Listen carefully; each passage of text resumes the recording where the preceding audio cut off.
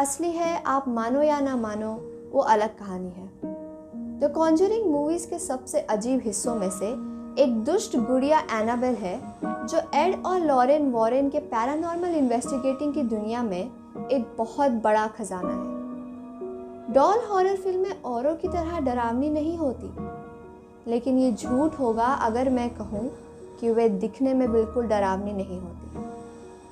जब Annabelle doll को दोबारा बनाने की कोशिश की गई, उसको और ज़्यादा डरावना और भयानक बनाया गया था। पर हकीकत में ये डॉल तो सिर्फ एक रैगडी एन डॉल है। पर सच कहूँ तो हम किसी भी गुड़िया को अपने कमरे के कोने में बैठे हुए नहीं देखना चाहेंगे, लेकिन ऐसी श्रापित डॉल जिसे आज एक ग्लास के बॉक्स में बंद करके रखा गया है ताकि वो किसी को नुकसान ना पहुंचा सके, कि कहानी कहाँ से शुरू होती है। 1918 कई ऑनलाइन सूत्रों के अनुसार रैगडी एन डॉल्स को जॉनी ग्रुएल के नाम के एक आदमी ने डिज़ाइन किया था। उनके इस डॉल को डिज़ाइन करने के पीछे का कारण लोगों को स्पष्ट रूप से मालूम नहीं, पर विकिपीडिया के अकॉर्डिंग 1915 में जब जॉनी एक दिन यूं ही अपने घर के बाहर टहल रहे थे, उन्हें उनके घर के बैकयार्ड में एक डॉल पड़ी हुई दिखाई दी। जॉनी ने उस डॉल को अपने घर में पहले कभी नहीं देखा था, इसलिए उन्होंने पहले अपने पड़ोसियों से जाकर पूछा कहीं ये डॉल उनकी तो नहीं, लेकिन सभी पड़ोसियों ने मना कर दिया। जॉनी को कुछ समझ नहीं आ रहा था कि आखिर ये डॉल उनके घर में आई कैसे, और सबसे अजीब बात तो ये थी कि इस डॉल के सिर पर कोई चेहरा नहीं बना हुआ था। उन्होंने इसके बारे में कुछ ज़्यादा नहीं सोचा और डॉल को घर ले जाकर उसके सिर पर पेन से चेहरा बनाया और अपनी बेटी मार्सेला को दे दी।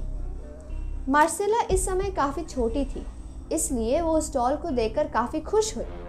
हर समय इसके साथ खेलते खेलते कुछ ही दिनों में इस डॉल से बहुत ज़्यादा लगाव हो गया था और वो एक पल के लिए भी अपनी डॉल को खुद से दूर नहीं करती। कभी कभी तो वो अपनी गुड़िया के साथ अकेले में बैठकर बात भी करती।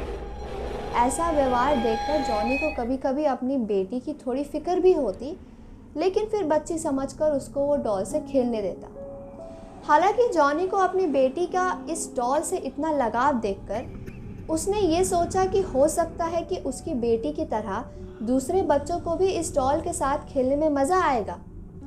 इसलिए उसने 7 सितंबर 1915 में रैगडी एन डॉल के नाम से इस डॉल को शुरू किया और फिर इसी नाम से इन डॉल्स की कहानी लिखनी शुरू की, जिसका नाम था रैगडी एंड स्टोरीज एंड डॉल्स। लेकिन रैगडी एंड डॉल जैसे प्यारे और मासूम दिखने वाले कोई चीज़ इतना डरावना और रहस्यमय इतिहास से कैसे आ सकती है। जब मार्सेला 13 साल की हुई, वो एक गंभीर बीमारी से पीड़ित हो गई और जब इस बीमारी के लिए उसको वैक्सीन दी गई, तब उस वैक्सीन का उसके शरीर पर उल्टा असर हो गया, जिसकी वजह से मार्सेला की डेथ हो गई। लेकिन यहाँ एक चीज़ बहुत अजीब हुई। मार्सेला की मौत से सिर्फ कुछ दिन पहले ही वो डॉल जॉनी के घर से अपने आप ही गायब हो गई। जॉनी ने मार्सेला के कहने पर उसको बहुत ढूंढा, लेकिन वो कहीं नहीं मिली। यानी कि वो डॉल जॉनी के घर में जिस रहस्यमय तरीके से आई थी, उसी रहस्यमय तरीके से गायब भी हो गई। अपनी बेटी की मौत के बाद जॉनी ग्रुएल को बहुत सदमा पड़ा। लोग ये कहने लगे कि जॉनी पर किसी का साया आ गया है और वो बहुत गंभीर हो गया है। जॉनी ने इसके चलते रैगडी एन डॉल दोबारा बनाया, पर इस बार उसको डरावना, खतरनाक और भूतिया बना दिया। इस सच्ची कहानी को जॉनी ने जब अपनी किताब में लिखा तो लोगों को इसके बारे में जानकर काफ़ी हैरानी हुई और जॉनी की ये कहानी उस समय लोगों में काफ़ी फेमस हो गई। 1953 कई साल बाद पोर्टलैंड मेन में एक 40 साल की माँ और उसकी 12 साल की बेटी को एक पुरुष ने बेरहमी से मार डाला, जिन्हें वो पति और पिता के रूप में जानते और प्यार करते थे। उनके पड़ोसियों को ये बात पर भरोसा नहीं हो रहा था, क्योंकि ये एक बहुत आम परिवार था। जब 37 इयर्स का डॉगल्स पी एडम से पूछा गया कि आखिर उसने अपनी पत्नी और बेटी का खून क्यों किया, उसने बस एक ही बात कही, कानूनी तौर पर मैं दोषी हूँ, लेकिन नैतिक रूप से ये एक अलग कहानी है। 3 दिन तक अपनी योजना बनाने के बावजूद उसको ये नहीं मालूम था कि आखिर उसने ऐसा क्यों किया। जब इस केस की जांच पड़ताल चल रही थी, पुलिस ने एक बहुत भयानक खोज की। एक रैगडी एन डॉल जो काफ़ी बड़ी थी, एक कुर्सी पर बैठी पाई गई, जो मारे गए बच्चे के शरीर को देख रही थी। इस केस के बाद लोगों के बीच में काफ़ी डर फैल गया और रैगडी एन डॉल की रेपुटेशन धीरे धीरे भूतिया हो जा रही थी। American newspaper the Boston evening ने अपनी अखबार में एक खबर छापी जिसने काफ़ी लोगों का ध्यान अपने तरफ खींचा। एक छोटी बच्ची का शरीर फर्श पर बिखरा हुआ था और उसके पैरों के पास थी एक रहस्यमयी चीज़, एक आदमी जितनी बड़ी रैगडी एन डॉल जो बच्ची को ऐसे देख रही हो जैसे उसने पूरा मर्डर देखा हो। इसी न्यूज़पेपर ने अपने हेडलाइन में इस बच्ची के पिता पर किसी भूत का साया है लिखा था। ये एक बहुत अजीब चीज़ हो सकती है कि आखिर पुलिस अपने रिपोर्ट में एक डॉल के बारे में क्यों लिखेगी, क्योंकि ये डॉल क्राइम सीन पर ऐसे पड़ी हुई थी कि जैसे कोई घर की आम वस्तु हो। लेकिन फिर ये इतनी सी बात लोगों में रुचि जगाने के लिए काफ़ी थी, खास रूप से जब इन गुड़ियों से जुड़ी इतिहास काफ़ी डरावना हो। और एक चीज़ तो हम जानते ही हैं कि एनाबेल डॉल पर एक छोटी बच्ची का साया है जो बहुत बुरे हालातों में मारी गई थी। 1970, 17 साल बाद ये डॉल फिर से वापस लौटती है, पर इस बार ये हॉबी स्टोर नाम की एक एंटीक शॉप में नज़र आई थी। एक बूढ़ी महिला इस एंटीक शॉप में गई और उन्होंने एक अजीब सी दिखने वाली ये डॉल खरीद ली। उस महिला को इस बात का कोई अंदाज़ा नहीं था कि वो जिस डॉल को खरीद रही थी वो असल में एक भूतिया डॉल थी। उस औरत ने ये डॉल अपनी 28 इयर्स की बेटी डिएड्रे बर्नार्ड, जिसे डोना के नाम से भी जाना जाता है, उसके बर्थडे में गिफ्ट देने के लिए खरीदा था।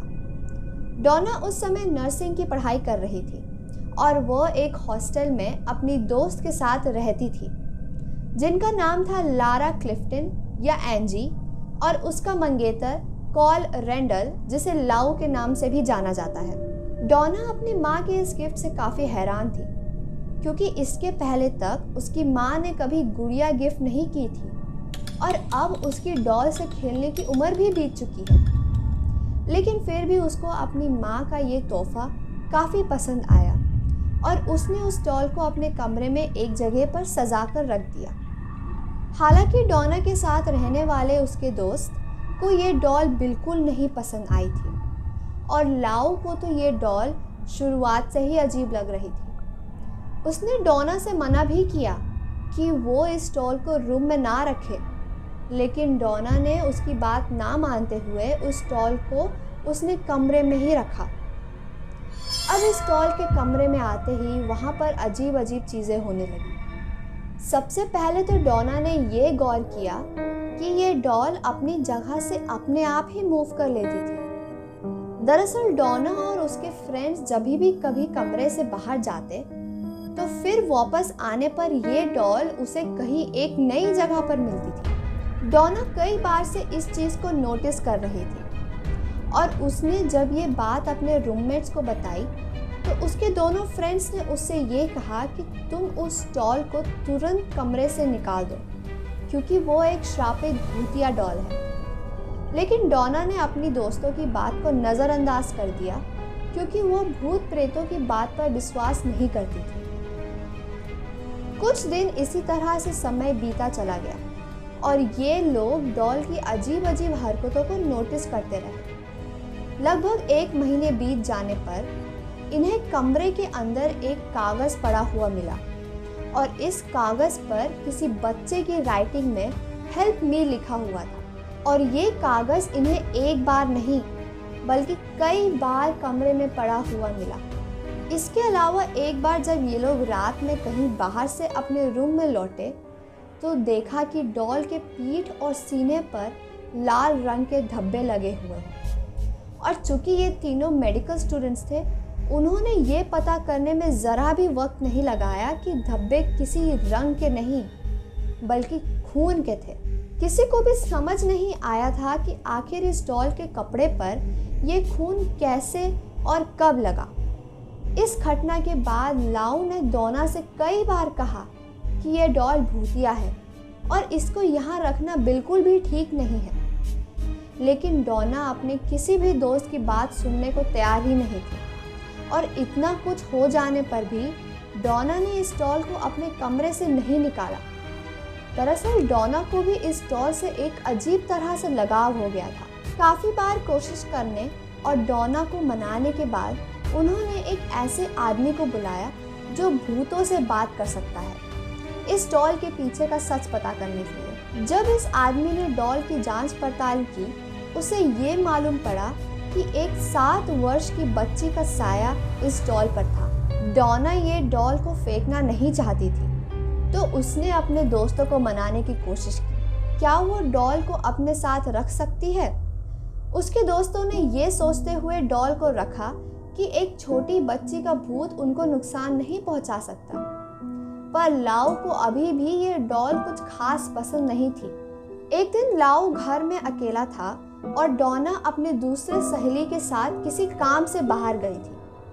तभी लाउ को डोना के चीखने की आवाज़ आई और इस आवाज़ के चक्कर में वो भूल गया था कि डोना तो घर पे थी ही नहीं।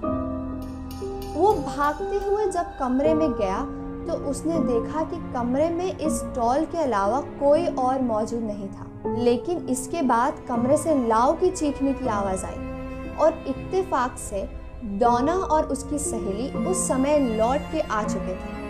और जैसे ही उन दोनों ने लाउ की आवाज़ सुनी, दोनों भागते हुए उसके कमरे में पहुंचे। कमरे में जाके उन्होंने देखा कि लाउ फर्श पर बेहोश पड़ा हुआ था और उसके शरीर पर गहरे चोट के निशान थे। ये दोनों लाउ को हॉस्पिटल लेकर गए, जहां पर उसे तुरंत ही एडमिट कर लिया गया। और फिर लगभग 2 दिन के बाद जब लाउ को होश आया तो उसने डोना को बताया कि उस पर यह हमला उसकी डॉल ने किया था। ये बात सुनकर डोना का सिर चकरा गया था और अब उसे लाउ की कही हुई सभी बातों पर यकीन हो चला था, क्योंकि लाउ पर जानलेवा हमला हुआ था और इस हालत में वो झूठ नहीं बोल सकता था। डोना तुरंत ही अपने हॉस्टल के पास वाले चर्च में गई और फादर हेगन को इस घटना के बारे में बताया। फादर हेगन ने डोना की बात सुनी और उसको अपने सीनियर फादर कुक के पास भेज दिया। फादर कुक ने डॉल को अच्छी तरह से देखा और डोना को बताया कि ये डॉल भूतिया है और इस पर एक भूती आत्मा का साया है। फादर कुक ने कहा ये मामला संभालना उनके बस की बात नहीं है, इसलिए उन्होंने इसकी खबर पैरानॉर्मल एक्सपर्ट एडवर्ड वॉरेन और उनकी पत्नी लॉरेन वॉरेन को दे दी। ये दोनों पति और पत्नी इस मामले के बारे में सुनते ही तुरंत डोना के हॉस्टल रूम में पहुंच गए और उन्होंने इस डॉल के बिहेवियर के बारे में बारीकी से जांच करने के लिए 1 हफ्ता उसके साथ बिताने का फैसला किया।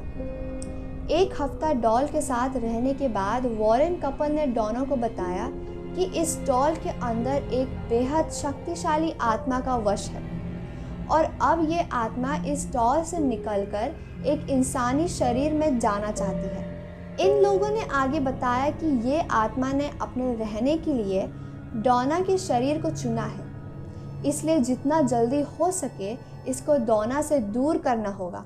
डोना ये सब बातें सुनकर बहुत घबरा गई और उसने वॉरेन कपल को डॉल अपने साथ ले जाने के लिए हाँ बोल दिया। जाने से पहले फादर कुक ने डोना, उसके दोस्त और उसके हॉस्टल रूम में शुद्धिकरण की प्रक्रिया की। ऐसा कहा जाता है कि जब ये दोनों पति और पत्नी इस श्रापित डॉल को अपने कार में रखकर अपने साथ ले जा रहे थे, तभी अचानक से उनकी कार का सभी सिस्टम फेल हो गया और कार बेकाबू होकर एक दीवार से जा टकरा गई। अच्छी बात ये थी कि उस समय कार की स्पीड बहुत ज़्यादा तेज़ नहीं थी, इसलिए इन दोनों पति और पत्नी को ज़्यादा चोट नहीं आई। इस घटना के बाद लोग ये समझने लगे थे कि कार के बेकाबू होने का कारण भी ये डॉल ही थी और इसने ही अपनी शक्तियों से कार के सभी सिस्टम को फेल करा दिया था। किसी तरह घर पहुंचने के बाद इन पति और पत्नी ने तंत्र मंत्र और पवित्र जल की मदद से इस डॉल को शांत करके शीशे के एक बॉक्स में बंद कर दिया और फिर इस बॉक्स को उन्होंने अपने खुद के म्यूजियम ऑकल्ट म्यूजियम में रख दिया। तब से लेकर आज तक ये डॉल इसी म्यूजियम के अंदर वार्निंग या धमकी के साथ रखी हुई है और कोई भी अगर इस बॉक्स के करीब आया या इसको छूने की कोशिश करेगा तो इस डॉल में मौजूद शैतानी शक्तियों की वजह से बुरा अंजाम होगा। तो ये थी कहानी एनाबेल की। अगर आपको ये वीडियो पसंद आई तो हमारे चैनल को सब्सक्राइब करें, वीडियो को लाइक करें और कमेंट करके बताएं कि आपको अगले वीडियो में क्या देखना है।